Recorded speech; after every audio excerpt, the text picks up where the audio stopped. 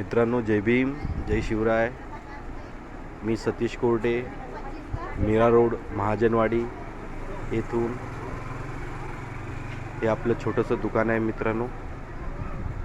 Ladies स्पेशलच आहे.